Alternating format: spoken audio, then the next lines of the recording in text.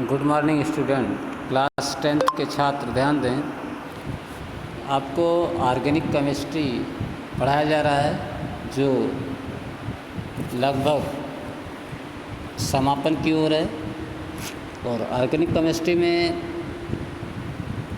कार्बनिक यौगिकों के आईपीसी नेम मैं आजकल पढ़ा रहा हूँ। इसका वीडियो आपको अभी तक 2-4 क्लासेस में नहीं मिल पाया, लेकिन फिर भी उसके नोट आपको पर डे उपलब्ध कराए जा रहे हैं। आज हम आईपीसी नेम से रिलेटेड एक वीडियो आपको दे रहे हैं और इनमें कार्बनिक कंपाउंड या ऑर्गेनिक कंपाउंड या कार्बनिक यौगिक भी बोल सकते हैं उसको, हिंदी में कार्बनिक यौगिक और इंग्लिश में ऑर्गेनिक कंपाउंड कि कुछ ऑर्गेनिक कंपाउंडों के आईपीसी नेम आपको हाई स्कूल स्तर में पढ़ना है। इंटरमीडिएट में भी यही आईपीसी नेम रहेगा, नियम यही रहेंगे, कंपाउंड यही रहेंगे। बस ये है कि यहाँ पे आपको 5-6 कंपाउंडों के आईपीसी नेम पढ़ना है, वहाँ पे आपको कई कंपाउंडों के आईपीसी नेम पढ़ना होगा। जैसे हम शुरुआत करते हैं कि पहला कंपाउंड हम मान लेते हैं, हमने लिया एल्कोहल।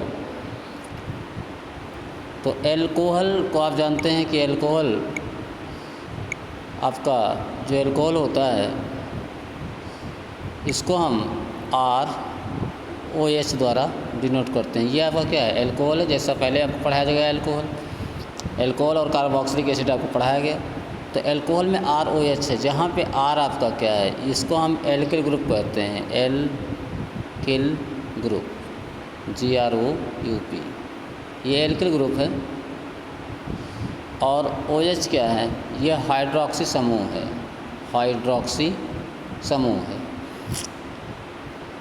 अब प्रत्येक कार्बनिक कंपाउंड में जो प्रत्येक कार्बनिक यौगिक होता है वो 2 पार्टों में बटा होता है। एक एल्किल ग्रुप होता है, एक आपका क्रियात्मक समूह होता है। जैसे यहाँ OH लगा है, कहीं पे CHO भी मिल सकता है, कहीं पे आपको COOH मिल सकता है, कहीं पे 2 एल्किल ग्रुप के बीच में ऑक्सीजन मिल सकता है, वो ईथर होता है।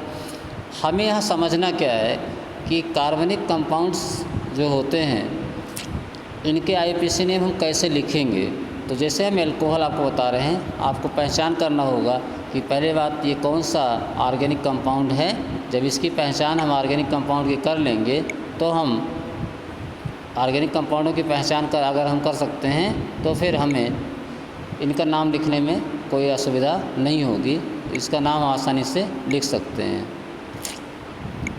जैसे आपका ROH है, तो कहीं पे अगर ROH है तो आप आसानी से इसका नाम लिख पाएंगे।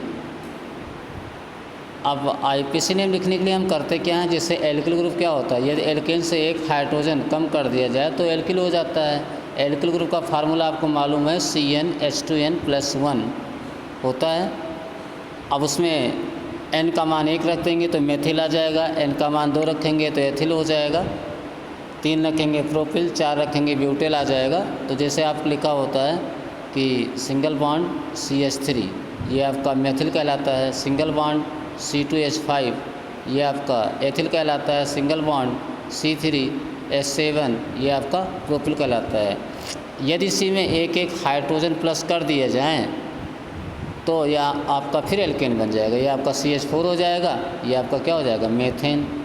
ये C2H6 हो जाएगा, ये एथेन हो जाएगा। ये C3H8 हो जाएगा, ये आपका प्रोपेन हो जाएगा। अब हम बात करना चाहते हैं एल्कोहल का आईपीसी नेम। तो एल्कोहल का आईपीसी नेम लिखने से पहले हमें एल्कोहल का फार्मूला पता होना चाहिए, जो कि आप पहले ही पढ़ चुके हैं, CnH2n+1 OH। ये एल्कोहल का क्रियात्मक समूह होता है। एल्कोहल का क्रियात्मक समूह तो OH होता है, ये एल्कोहल का फार्मूला होता है। अब हम मान लेते हैं CnH2n+1 OH, ये हमारा एल्कोहल का फार्मूला है, CnH2n+1 OH। तो आईपीसी नेम कैसे लिखेंगे हम, IUPAC नेम।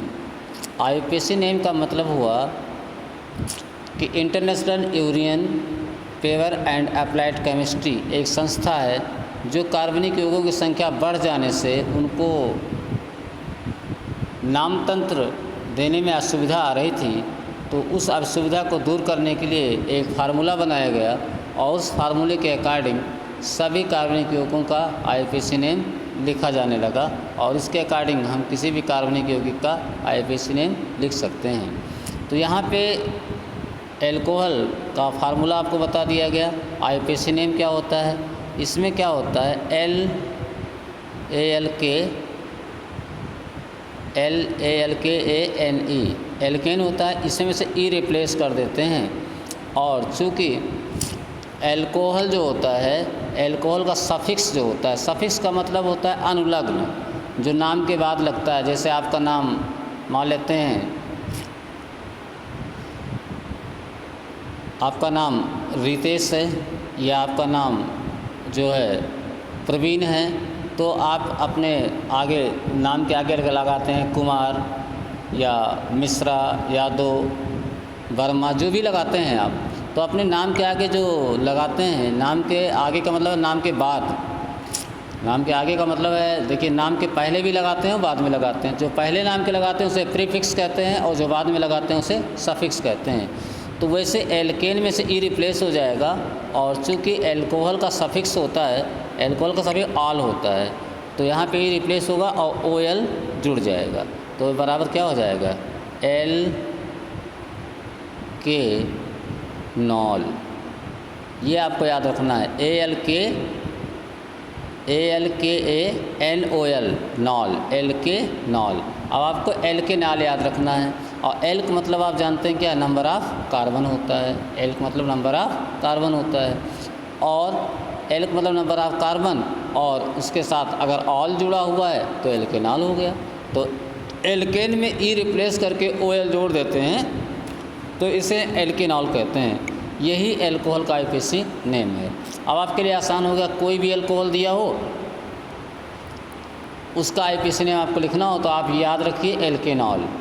एल्केनॉल अगर आपको याद है तो आप आसानी से एल्कोहल का आईयूपीएसी नेम लिख सकते हैं। कोई भी एल्कोहल होगा उसका आईयूपीएसी नेम बहुत आसानी से आप लिख सकते हैं, बस उसका फंडामेंटल आईयूपीएसी नेम आपको पता होना चाहिए। जैसे हम लिखते हैं CH3OH लिख दिया हमने। अब यहाँ पे इसका आईयूपीएसी नेम क्या होना चाहिए, आईयूपीएसी नेम होना चाहिए एल्केनॉल, ALKANOL। ये L है भाई, इसको L मानिएगा, ये L है, एल्केनॉल। कार्बन कितना, एक, जो कार्बन एक है तो इसका नाम क्या हो जाएगा, मेथेनॉल,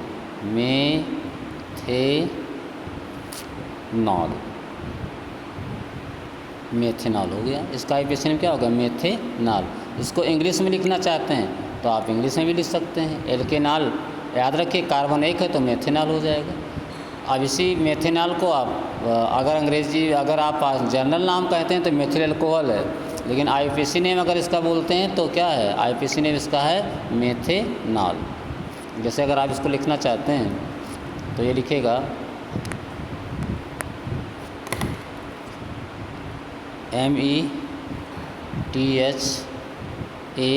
METHANOL नॉल, मेथेनॉल। अब इसी तरह से यहाँ पे कार्बन की संख्या अगर 2 हो जाए तो आप जानते हैं कार्बन 1 होगा तो मेथ होगा, 2 होगा तो एथ होगा, 3 होगा तो prop, 4 but, 5 pent, 6 hex, 7 hept, 8 oct, 9 non बोलते हैं और 10 को डेक बोलते हैं। तो अब तो आसान है आपके लिए। अगर मान लेते हैं हमने लिखा C2H5OH, आपसे इसका आईयूपीएसी नेम पूछा जा रहा है, तो आईयूपीएसी नेम पूछा जा रहा है, क्या दिक्कत है, आप इसका लिख दीजिए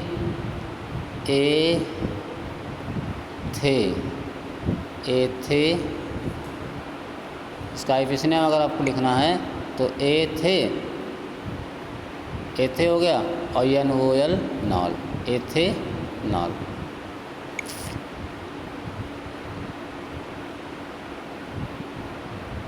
एथे लगेगा THEAETHENOL नॉल, हिंदी में लिखना चाहते हैं तो एथेनॉल, एथेनॉल।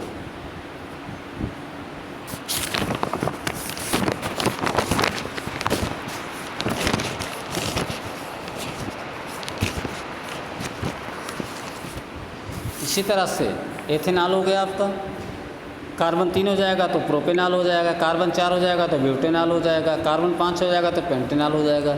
इस तरह से अल्कोहल का फंडामेंटल आईपीसी नेम आपको आना चाहिए कि एल्केनॉल होता है तो किसी भी अल्कोहल का आप आईपीसी नेम लिख सकते हैं। अब दूसरा जो आपका है अल्कोहल के बाद दूसरा आपका एल्डिहाइड आता है। एल्डिहाइड आप जानते हैं कि एल्डिहाइड है क्या। अगर किसी कार्बनिक यौगिक में CHO लगा है तो एल्डिहाइड होता है। इसका फंक्शनल ग्रुप जो होता है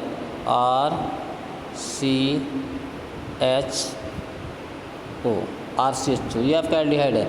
यानी यदि एल्किल ग्रुप के साथ CHO लगा है, CHO को भी ऐसे भी लिख सकते हैं single bond C double bond O और सिंगल बॉन्ड H, ऐसे भी लिखा मिल सकता है एल्डिहाइड। आप इसे ईथर नहीं समझेंगे या इसे आप कीटोन नहीं समझेंगे, ये आपका क्या है एल्डिहाइड। CHO को ऐसे भी लिखते हैं और CHO को आप ऐसे भी लिखते हैं single bond C double bond O H। H कभी कभी ये H यहाँ भी रहता है और O डबल बॉन्ड O नीचे भी रहता है, ऐसा भी हो सकता है कि ये ऐसा भी लिखा मिल जाए आपको, लेकिन आपको ध्यान कर देना है कि RCHO रहेगा। एल्डिहाइड एक ऐसा क्रियात्मक समूह है, एल्डिहाइड के अतिरिक्त भी हैं, कार्बोक्सिलिक एसिड भी है, जिसमें क्रियात्मक समूह में कार्बन लगा होता है। आपके एल्डिहाइड है, एस्टर है, कार्बोक्सिलिक एसिड है, ये 3 ऐसे क्रियात्मक समूह हैं कि जिनमें क्रियात्मक समूह में कार्बन उपस्थित होता है। इसके अतिरिक्त एल्कोहल, ईथर, एल्किल हाइलाइड, इनमें क्रियात्मक समूह में कार्बन उपस्थित नहीं होता। तो जिनमें क्रियात्मक समूह में कार्बन उपस्थित होता है उनका प्रथम कंपाउंड हम जो है बिना एल्किल ग्रुप के भी प्राप्त कर सकते हैं। जैसे एल्डिहाइड है तो RCHO, आपने कहा RCHO होता है एल्डिहाइड, तो यहाँ पे R के जगह पे हम H जोड़ सकते हैं, HCHO आपका हो गया। तो ये आपका ये भी पहला एल्डिहाइड आपका है, ये आपका पहला एल्डिहाइड है HCHO, या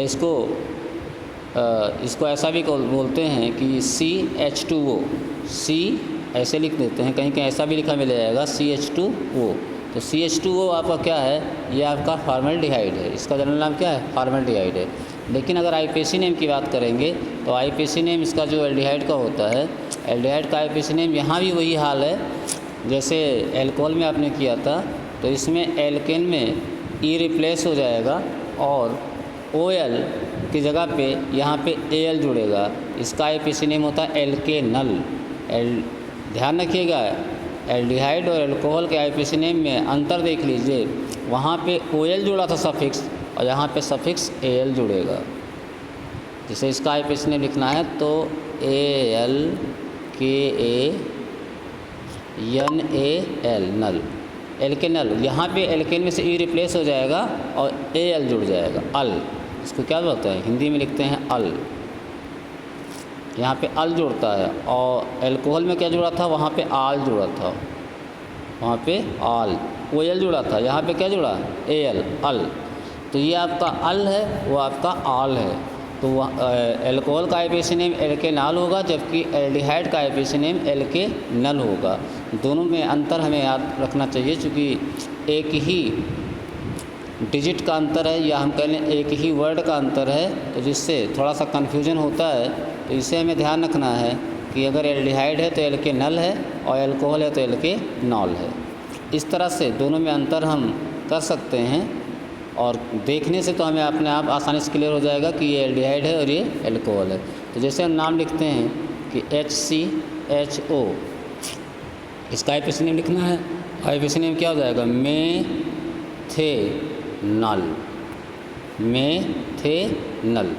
मेथेनल, यानी इसका आईपीसी नेम क्या होगा मेथेनल। मेथेनल का मतलब हो गया कि यहाँ पे आल नहीं लगेगा, अल लगेगा। दूसरा अगर आपका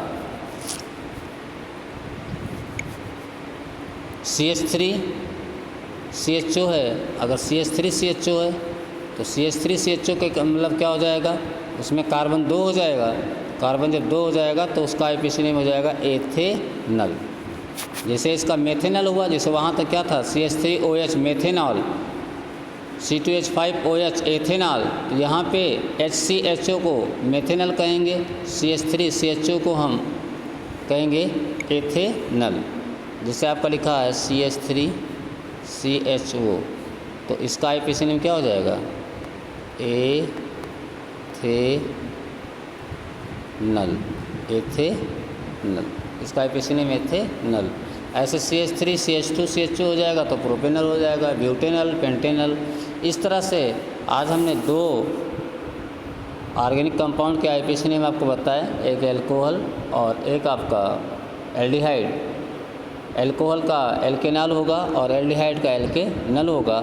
नेक्स्ट में आपको जो आगे वीडियो मिलेगा उसमें आपको ईथर, कार्बोक्सिलिक एसिड, कीटोन के IPC नेम पढ़ाया जाएगा।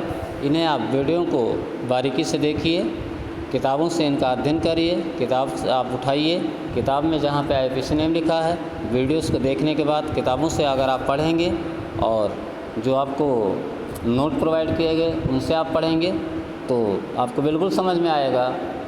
और यदि आपको कहीं दिक्कत भी होती है तो उससे आप कंफर्म कर सकते हैं। धन्यवाद।